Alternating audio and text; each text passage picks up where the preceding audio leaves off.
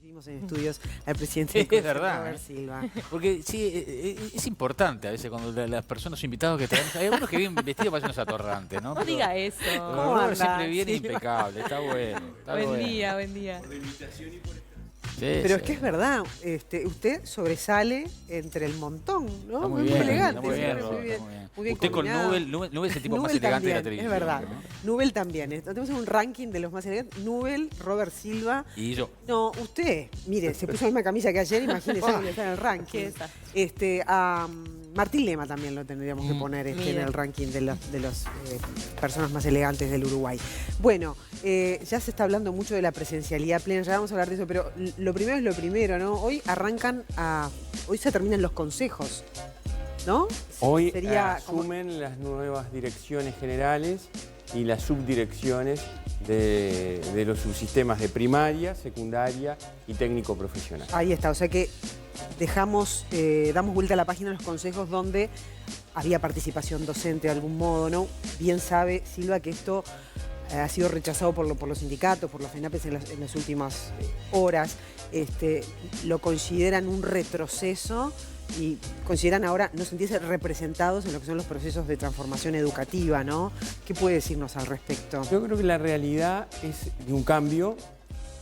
Salimos de órganos colegiados que funcionaban en los distintos subsistemas y pasamos a un órgano colegiado central donde van a estar representados, van a integrarlo los directores de primaria, secundaria y educación técnica, y allí va a haber representación docente. Es decir, salimos de varios colegiados para un colegiado y luego direcciones generales, manteniendo todas las competencias que estaban antes. Entonces esa es la nueva realidad, porque lo que nosotros debemos apostar como país es a lo que todos nos hemos, digamos, consustanciado y nos hemos encontrado muchas veces, que es la necesidad imperiosa de transformar la educación, y para transformar la educación algo fundamental es mejorar la gestión. Y esto apunta un poco a eso, apunta también a una nueva realidad, a una realidad que aspira a concretar muchas de las cosas que venimos hablando hace tiempo. Entonces, en ese marco es que estamos transitando. Claro, Y entonces, ¿por qué se sí. teme a una verticalidad y a una concentración de autoridad, no? Usted también es profesor y puede ponerse en ese lugar. También se está enfáticamente proponiendo la junta de firmas para el referéndum por la LUC, por estos artículos. ¿Por qué se hacen estas denuncias y por qué lo sienten así? Bueno, eso hay que preguntárselo, me parece, a quienes están recolectando las firmas. Nosotros trabajamos mucho porque se concretara un cambio. Hemos presentado un plan de desarrollo educativo con transformaciones en varias de las áreas y creo que es a lo que nosotros debemos abocarnos. Hay algunos que entienden que hay que trabajar en ese escenario, lo respetamos. Nosotros queremos poner toda nuestra energía en aquellas acciones que son impostergables para la educación. Nosotros estamos con dos grandes escenarios hoy. Uno, en atender la urgencia de la pandemia, desarrollando un conjunto de acciones, invirtiendo muchísimo tiempo de trabajo, trabajando en forma muy articulada y coordinada para atender esta situación excepcional que no la esperábamos y que nos ha generado un escenario totalmente distinto. Pero Robert, ¿se puede ir a la ADN? Y por otro lado, en el desarrollo educativo. Pero con la pandemia, ¿podés ir hasta la ADN como se pretendía? Nosotros estamos trabajando por eso. Cuando uno habla de la educación, y hablamos muchas veces, y estoy seguro que ustedes lo comparten por vivencias propias o de personas cercanas, la educación en todas nuestras vidas juega un rol protagónico en el desarrollo del país, en que el país sea lo que es hoy. Un país chiquito en el mundo, pero que se destaca en diversas áreas. Recién estábamos escuchando a nuestros científicos, a moratorios y a otros. Y eso es producto de la educación, de la inversión en ciencia y en tecnología y en educación. Y de una educación que se debe adecuar, ayornar a esos cambios como tú lo denominaste o de otra forma. Lo importante es que nosotros sabemos que tenemos cuestiones que vienen de hace muchísimas décadas atrás y que no hemos sido capaces de cambiarla. Miren, yo les voy a decir una cosa que sirve como ejemplo. El otro día estábamos hablando de los perfiles de los directores, en esto que ahora tenemos directores, de los directores, subdirectores, adscriptos de los liceos. perfil, ¿no? Descripción de funciones, adecuación, características para llegar al cargo, etc. ¿Saben de cuándo es en el Uruguay en secundaria? De 1979, de la dictadura. ¿Cómo nosotros podemos tener un perfil de un director de un liceo, de un subdirector de esa época? Quiere decir que nosotros hemos quedado estancados en una cantidad de cosas. Estamos atendiendo la pandemia, pero estamos pensando en el futuro de la educación. Y estas discusiones que están, las tenemos que atender. Es el camino que se entendió pertinente para mejorar la gobernanza de la educación, para transformar la gestión, para profesionalizarla. Nosotros estamos embarcados en ello. Los representantes docentes continúan en el único órgano colegiado que queda y en el otro de formación en educación. O sea que ese es el camino que nos parece que ahora, hay que de todas maneras, cuando hablas de gobernanza, en lo que es el plan de la ANEP también ha sido cuestionado por los sindicatos en cuanto a que fueron de algún modo inconsultos, que se les comunicó muy pocas horas antes de ese contenido, que no hubo tiempo de hacer una devolución. A ver, hay un reclamo, no es desde ahora, ya desde hace un buen tiempo, donde no se sientan representados y no se sienten escuchados los sindicatos en lo que es la estructura educativa. Usted dice que en ese sentido las direcciones generales vienen a cubrir esa falencia. Nosotros escuchamos, dialogamos, pero tenemos una responsabilidad, que es gobernar. Nosotros tenemos que gobernar. Llegamos aquí para hacer las cosas que hay que hacer. ¿Eso quiere decir ignorar?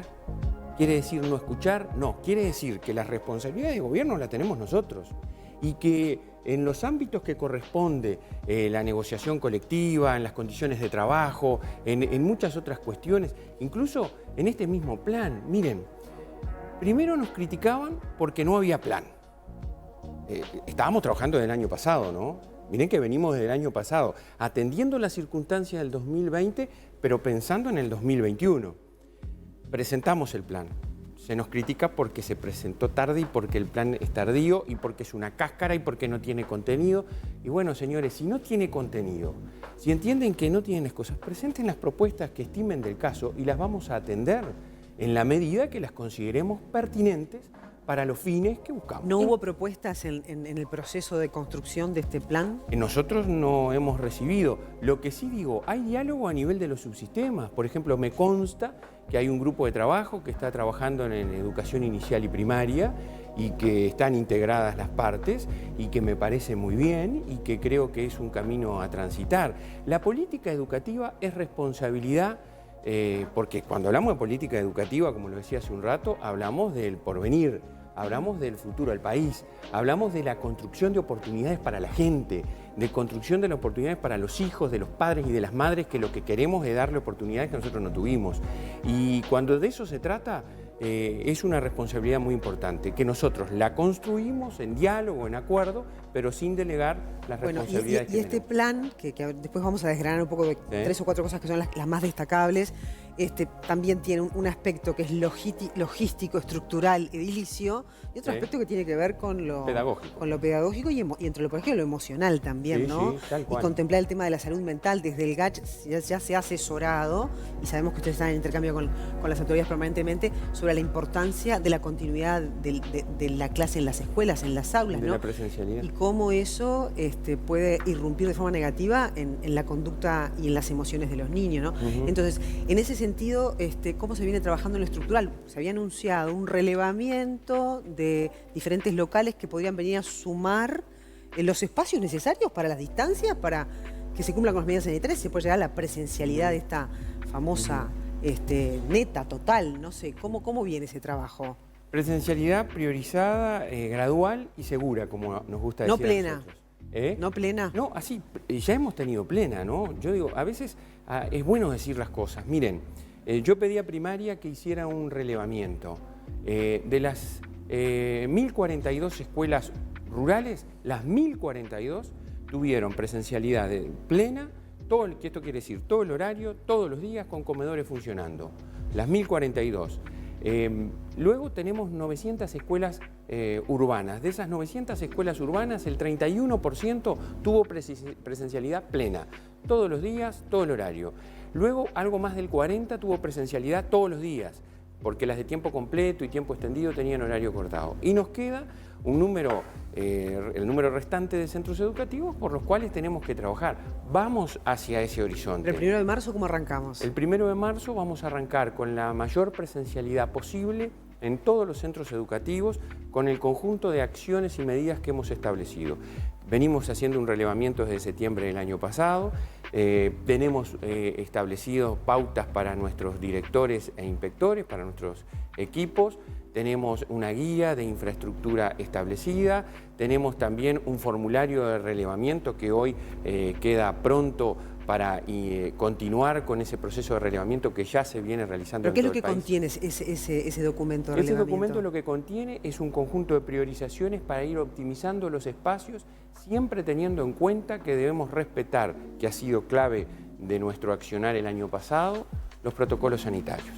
Yo, por tener presencialidad y por poner la más cantidad de estudiantes en un aula, no puedo descuidar los protocolos sanitarios. Ahora bien, por los protocolos sanitarios no puedo desperdiciar, por llamarlo de alguna manera, espacios que tengo en los centros educativos, que tengo en el sistema educativo o que puedo conseguir como ya se consiguió el año pasado. Entonces, esa es la hoja de ruta. Eso es lo que tú llamabas, y yo lo comparto, lo logístico. Nosotros tenemos un gran componente de logística instrumental y tenemos que combinar la autonomía de los centros, que llegamos con la bandera de la autonomía y la reivindicamos. Nosotros queremos salir del centralismo montevideano que desde aquí ordena todo el país. Reivindicamos la autonomía, pero queremos combinarla con el apoyo de la centralidad y un juego importante de nuestros mandos medios inspectivos. La centralidad, nuestros arquitectos, nuestros ingenieros, nuestros equipos médicos, nuestro soporte docente central tiene que estar al servicio de las comunidades educativas. Deme un ejemplo. Sin delegar responsabilidad. Un ejemplo, por ejemplo. Un ejemplo, bueno, te voy a contar la escuela 88 del Chuy que visité. Que lo que habían encontrado ellos en un contexto complejo de situaciones por las cuales nosotros queremos ir, que son escuelas que hay que atender a nuestro criterio y así hemos conversado con todos en primera instancia, que son las más vulnerables, habían encontrado un club social que estaba a 2 cuadras, que tenía las condiciones, que se había hecho el relevamiento y allí, por ejemplo, funcionaban los sextos años, todos los días, todo el horario. Y habían generado más espacios en la escuela y lo habían destinado a los primeros años para poder funcionar todos los días con todos los niños en forma presencial completa. Eso es lo que nosotros apostamos, es algo gradual, en donde tenemos que algunos maestros se mancomunar quejan de las distancias que tienen que transitar a veces, que parece que no sienten que esté muy organizado. Organizado ha estado, sin perjuicio, hay una cosa que a mí me gusta siempre ponerla sobre la mesa. En esta situación de excepcionalidad como la que hemos vivido desde el 13 de marzo del 2020, no hay nada que sea garantizado. No hay problema solucionado de antemano. Tenemos y tendremos muchas dificultades y problemas. Lo importante, como lo hemos dicho siempre, es estar juntos para tratar de encontrar soluciones. Si yo me pongo en la vereda enfrente a conversar con el diario el lunes, soy muy crack. Porque yo con el diario el lunes... Pero digo, Robert, venimos escuchando, el Pepe venía con educación. Sí.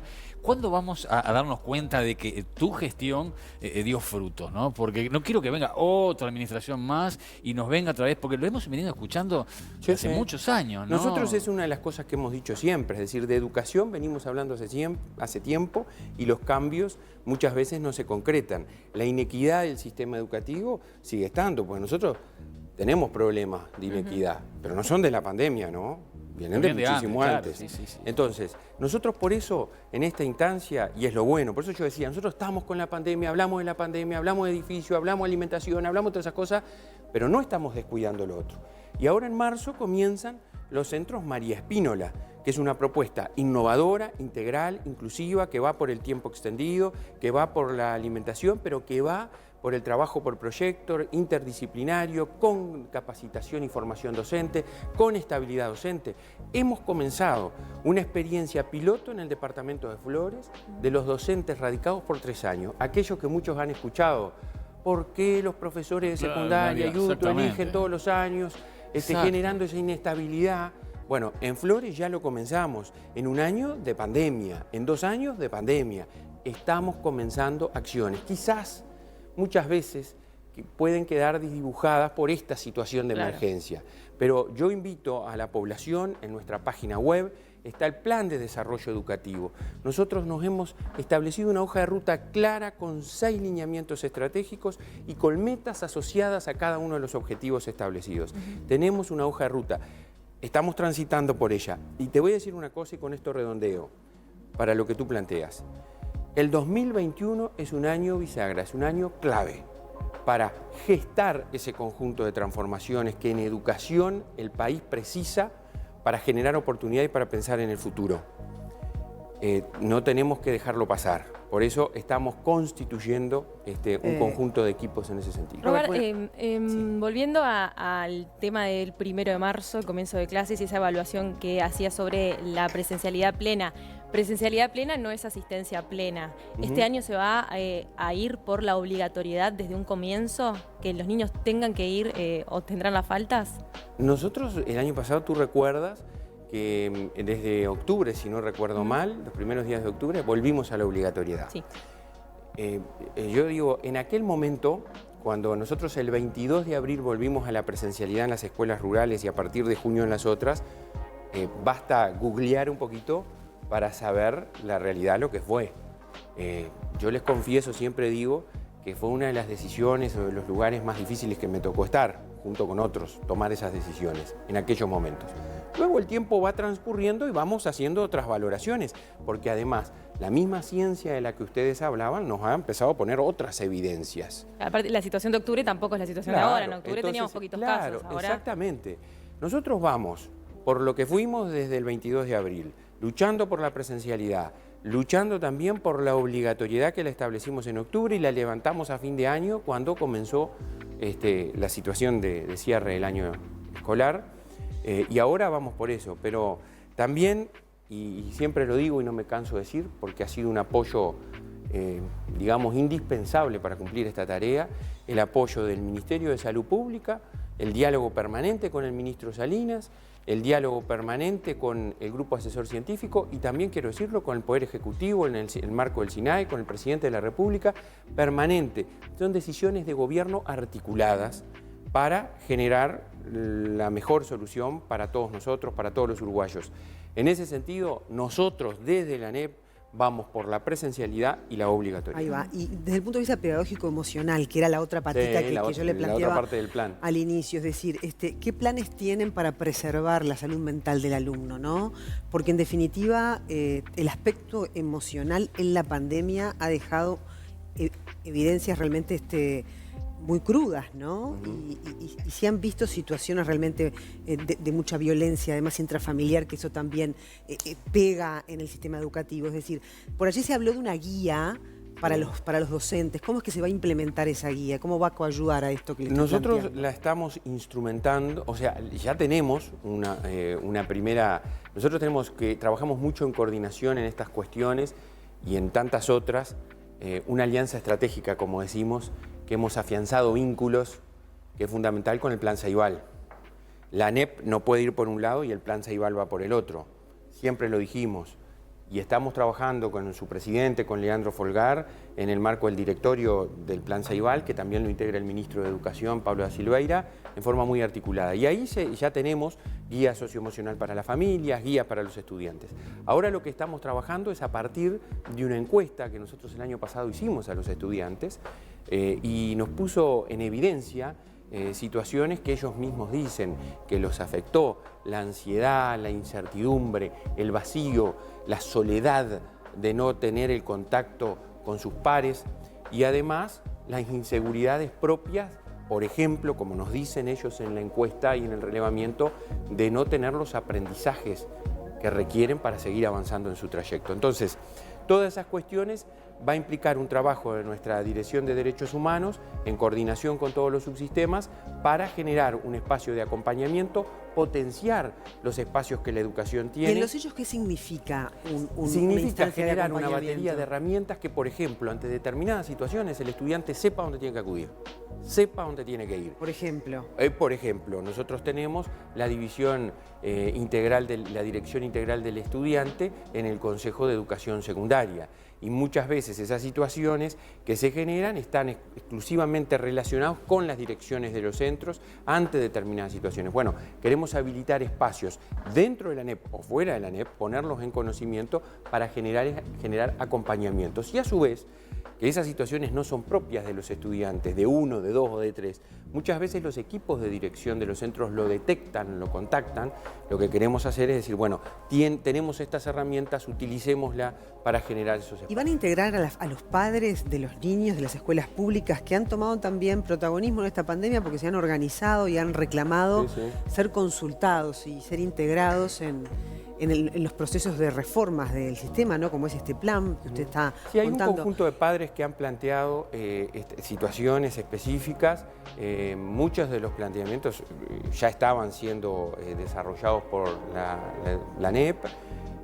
Y además nosotros queremos escuchar la opinión de las familias de la escuela pública. Y para eso vamos a instrumentar una encuesta que ya comenzó a trabajarse y que en marzo la vamos a poner a disposición y vamos a trabajar porque a nosotros nos interesa la opinión de todos y nos interesa además la evidencia, que nos pongan sobre la mesa las distintas situaciones. Hicimos ¿Qué se va a docentes. consultar? Seguro. Bueno, se está trabajando, pero hay aprendizajes múltiples del 2020 y desafíos para el 2021. Cuestiones que se atendieron y cuestiones que no se atendieron y que las familias las pueden poner sobre la mesa, porque además yo les voy a decir una cosa. Miren que los que somos del interior y los que recorremos el país, una cuestión es la visión metropolitana montevideana, otra cosa cuando vas a Bella Unión, como fui el año pasado, cuando vas al Chuy, cuando vas a Rivera, las realidades cambian. Claro. Entonces nosotros queremos hacer algo a nivel nacional para habilitar la voz de la familia. Hay No, Robert, hay si empezás a caídas- escuchar las voces de todo, del sindicato, de los padres, la gestión es... ¿Cuándo gobernás? ¿Cuándo? Claro. Bueno, pero se puede organizar, se puede escuchar a todos de forma Nos estamos organizada. organizando. Nosotros queremos demostrar que es factible generar espacios de escucha de la voz de la familia, de trabajar en ese sentido y de gobernar. Usted hablaba recién de algo importante que es en este contexto de pandemia todo lo que se perdió, ¿no? Digamos, entre comillas. ¿Cómo se está trabajando para la recuperación de los contenidos que faltaron o de los chicos que no tuvieron el acceso a la conexión durante los tiempos de no presencialidad? ¿Cómo se está trabajando en ese plan? Para mejorar la conectividad famosa, ¿no? También. Yo acá tengo un porcentaje, si me permite, lo voy a buscar y se lo A voy a ver. compartir, que lo habían, creo, publicado la gente del Ceibal. Estaba en el entorno del 6% en el caso escolar y en el entorno de un 7% en el caso de primeros años de liceo, ¿no? Nosotros- de falta de problemas conectividad. de conectividad, lo cual es un porcentaje considerable, ¿no? Nosotros Que acá en son grupos vulnerables estamos dos cuestiones hablando, que ¿no? ustedes están planteando. El tema aprendizajes y el tema conectividad. En el tema de aprendizajes nosotros tenemos el objetivo 2 de nuestro plan de inicio de cursos, tiene un plan pedagógico nacional, un foco claro de la razón de ser de un sistema educativo. Si no aprenden los chiquilines, estamos en problema. Si no aprenden y van asociados a otra cosa, lo que tú decías hace un rato, la presencialidad y la asistencia a la escuela o al centro educativo, habla claro de una salvaguarda de derechos también.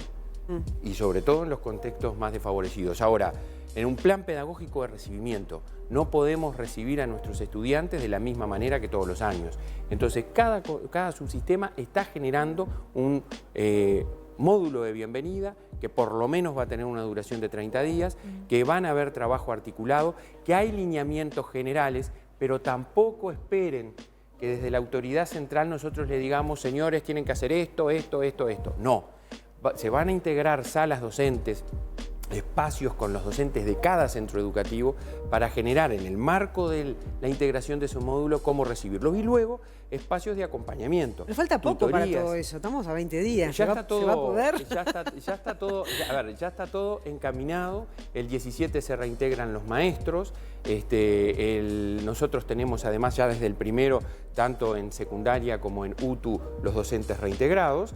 Y todo eso va a ser factible, obviamente, a través de estos lineamientos, de estas orientaciones y del trabajo de nuestros docentes. Ahí va. Porque además, yo les quiero decir que en materia, en la mayoría de los casos, de atender a nuestros estudiantes a partir de sus circunstancias y sus particularidades, la enorme mayoría de los docentes está preparado para ello y sabe cómo hacerlo porque muchos conocen su Le quería preguntar si el CODICEN ha detectado caídas de rendimiento en alguna asignatura en particular en el año que dejamos. Sí, tenemos afectación en matemática, en particular, en lengua nos hemos mantenido. Ahora, yo podría venir acá, como siempre, no voy a hacer lo que tantas veces critiqué.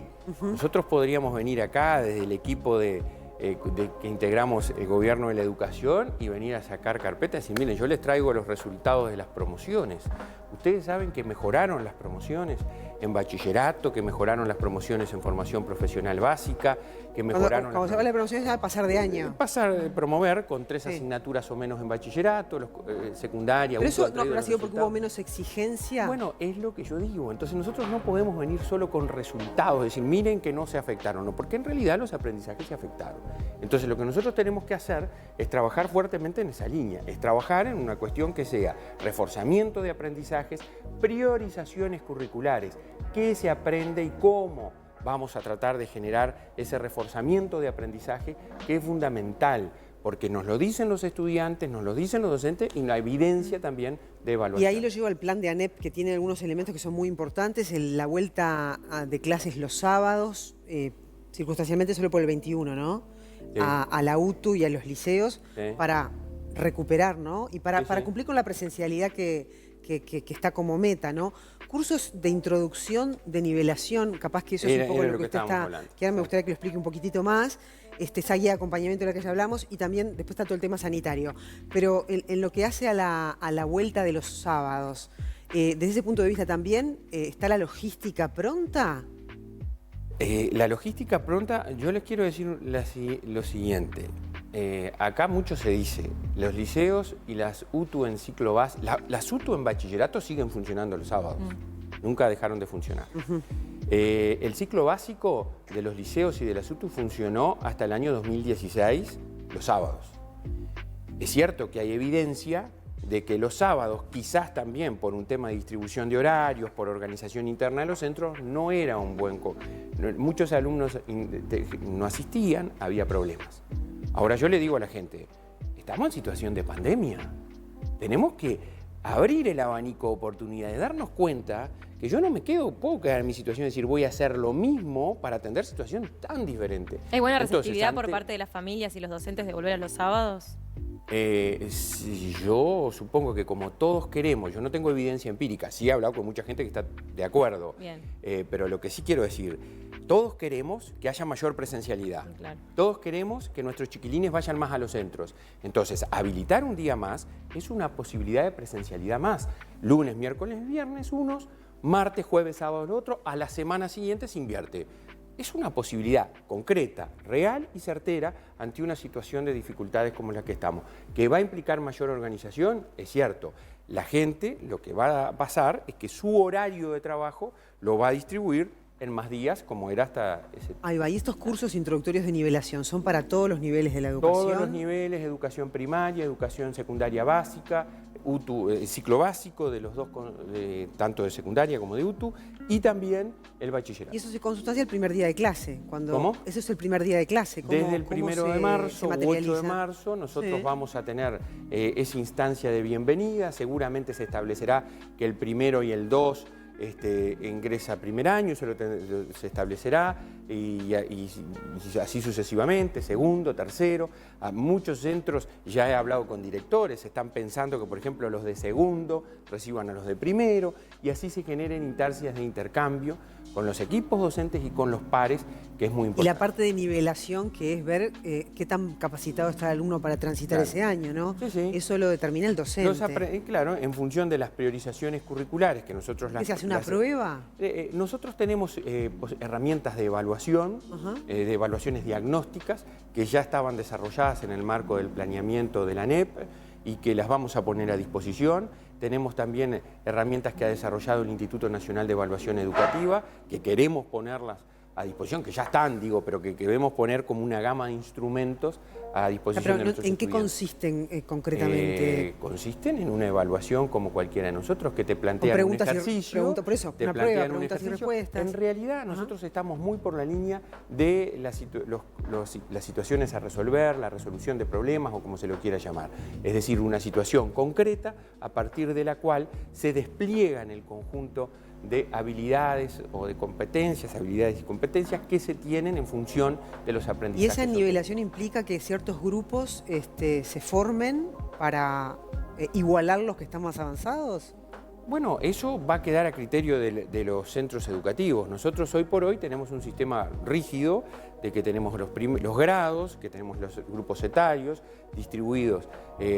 Yo apuesto mucho, y lo he visto en muchas comunidades educativas que he visitado, que distribuyen. Es decir, que a veces mezclan los de primero con los de segundo, los de tercero con los de cuarto, y ahí generan una cosa que está comprobada, que da muchísimos resultados, que es el aprendizaje entre pares, el aprendizaje colaborativo entre los propios alumnos, los propios estudiantes. Los que están más avanzados les enseñan a los que están más rezagados. Esas estrategias son cuestiones que nosotros estamos explorando y que además las comunidades hace tiempo, muchas de ellas, que lo llevan adelante, y nosotros lo queremos propiciar. Salir de la rigidez de un sistema que fue pensado para una sociedad y para un tiempo que hoy es distinto al que se pensó, para habilitar a las comunidades a trabajar en esa lógica. O sea que el docente tendría la libertad de hacer esto que usted está contando. Nosotros propiciamos estas cuestiones. Miren, hemos tenido encuentros, hicimos cosas el otro día tan gratificantes.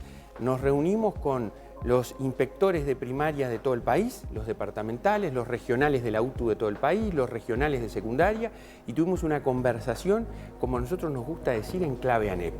Lo importante de un sistema educativo y de la sociedad, de todos nosotros, porque todos estamos vinculados a la educación, es la centralidad del estudiante.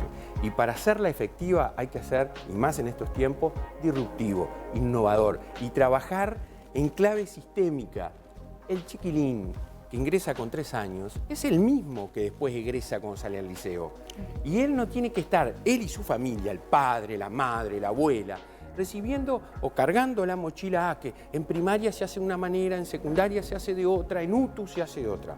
Nosotros estamos tratando de alivianar ese camino y de saber que el chiquilín es el mismo, que la educación es única y que tenemos que trabajar mirándolo a él. Para el tema sanitario, ¿no? Esto también está todo listo, porque también se van a sumar auxiliares. Ya empezamos con los repartos, centros. Estamos trabajando. Miren que yo les quiero decir también una cosa que es... Nosotros recibimos una situación en materia de auxiliares de servicio y de limpieza de los centros dramática.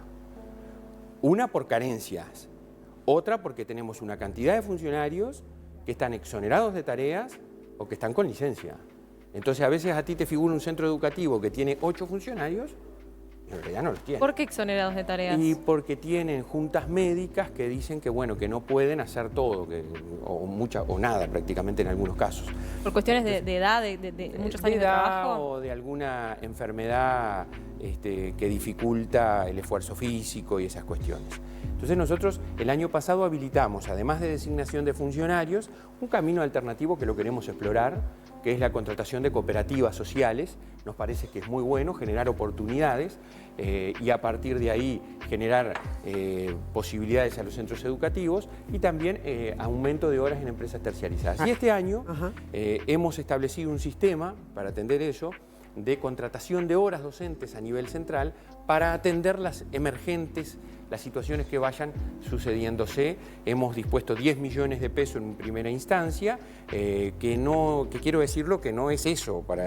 Yo estoy pidiendo ya los cálculos de lo que destinamos a limpieza, que son millones de la plata que la sociedad... Y de obras de refacción también, ¿no? ¿Cuánta plata? 386 millones hemos destinado para el inicio de curso. ¿Se llega con todas las refacciones también? Estamos a full, están trabajando nuestras arquitecturas, estamos yo creo que bien, y bueno, como siempre digo, no estamos exentos de tener alguna dificultad, pero empezamos a trabajar en septiembre, establecimos el plan, lo aprobamos en diciembre y terminó la licencia de la construcción y arrancamos. Ahí va. Es muy pronto hablar de planes de vacunación para cuando llegue la vacuna de COVID-19, que sabemos que las personas que trabajan en la educación serán los segundos prioritarios, digamos. Que eso es otra cosa que para nosotros es muy importante. Yo cuando el presidente de la República lo anunció, lo aplaudí y le digo la verdad. Miren las priorizaciones de otros países en vacunación. Los docentes no estamos. Eso es otra demostración de que se apuesta a la presencialidad y de que se apueste a la educación. Porque con docentes inmunizados, sin duda, podremos... Pero ya está avanzar garantizado mucho que van a estar dentro de ese primero 3% que se va a inocular. Lo que a nosotros nos han pedido los listados de los funcionarios y los estamos preparando ¿sí? para remitir al Ministerio de El Salud Poder Pública. Ejecutivo les ha pedido Nos han pedido todos la los listados, cantidad, nosotros la somos masa que hay que vacunar. 65.500 funcionarios, tiene la Administración Pública de la Educación, entre docentes y funcionarios de servicio y de gestión en general, y en el entorno de 20.000 la educación privada. ¿Se considera una medida condicional a la presencialidad también o a cumplir con las metas de presencialidad? Yo creo que nos ayuda, nos da un empujón, nos estimula, nos alienta.